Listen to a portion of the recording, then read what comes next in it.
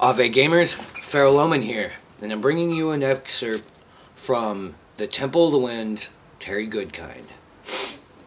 We were sharing sad stories earlier, so this is one of mine. Our characters. See the girl in red? She's a Mord Sith. She basically was tortured and enslaved, raped, beaten, magically, all of it, to become a wizard slayer. That is Richard, and they stand at the Temple of the Winds, a place locked away in the underworld, to hold away and secret away ancient magics much too strong for the average wizard. The ability to take away from existence and add to. They took away the ability to take away. So, yeah, anyways. Kaelin and Richard sat apart, with the legate and Kara between them, their Mord Sith bodyguard. Kaelin heard the doors open. It was Nadine and Drafin. After Ulick had led them in, he closed the doors. Drafin, Richard's estranged brother, also another product of rape.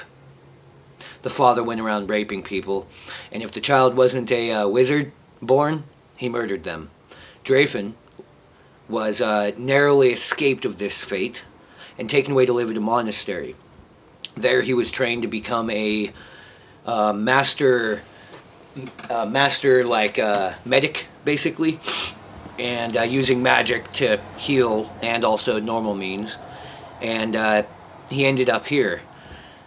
Their father, dead now, was sent to them with a prophecy and a requirement to get in. The requirement is he has to marry somebody else other than his beloved, this random chick from his old home, and his brother, the estranged brother, is going to marry his wife. This is the only way to get in, so decreed by his dead, evil father's spirit. And he's not too happy about that. So he's got his own little plan in motion, if you will. Nadine eyed everybody in the room. The legate, his 6 wives, Kara, Kaelin, and finally Richard as he walked haltingly to her. Richard stared at the floor. You both know that the plague was started with magic. I told you both how it was stolen from the Temple of Winds. The temple has set its requirements if I am to be allowed to enter and stop the plague. The temple requires that both Kaelin and I wed. The temple has named who it requires us to wed. I'm sorry that both of you have been tangled in this. I don't know the reason. The temple will not explain why it must be so, only that it is our only chance to halt the plague. I can't force either of you to be a part in this. I can only ask. Richard cleared his throat, trying to steady his voice. He lifted Nadine's hands. He couldn't look her in the eye. Nadine, will you marry me? Nadine's gaze immediately went to Kaelin. Kaelin wore her confessor's face, as her mother taught her. Duty, as her mother taught her. Nadine glanced at the others and back at the top of Richard's head. Do you love me, Richard? Richard finally looked up into her eyes.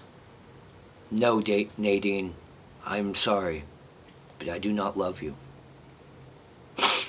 She was unruffled by the answer. Kaelin was sure that she had expected it.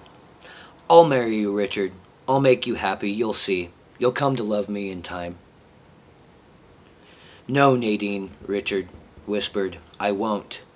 We'll be husband and wife if you agree to this, and I will be faithful to you, but my heart will always belong to Kaelin. I'm sorry to say such harsh things to you when I'm asking you to marry, but I won't deceive you. Nadine thought a moment. Well, many marriages are arranged, and they turn out well in the end, she smiled at him. To Kaelin, who looked with it looked like a sympathetic smile. The spirits have arranged this one. That means something. I'll marry you, Richard. Richard glanced back at Kaelin. It was her turn. She saw in those dead gray eyes a shimmer, a glimmer of something. rage. Kaylin knew that his insides were being torn apart the same as were hers. She found herself before Drayfen before she realized it. The first time she tried, her voice wouldn't come out. It simply wouldn't. She tried again.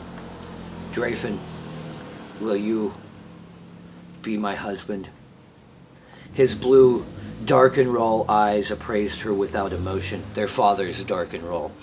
For some reason, she recalled his hand between Kara's legs, and she almost vomited. As Nadine said, I could do worse than a marriage arranged by the spirits. I don't suppose there's ever a chance you'll come to love me? Kaylin's jaw trembled as she stared at the floor. Her voice wouldn't work. She shook her head. Well, no matter. We may still have good times. I'll do it. I will marry you, Kaylin. She was glad that she had never told Richard about what Drayfen had done to Kara.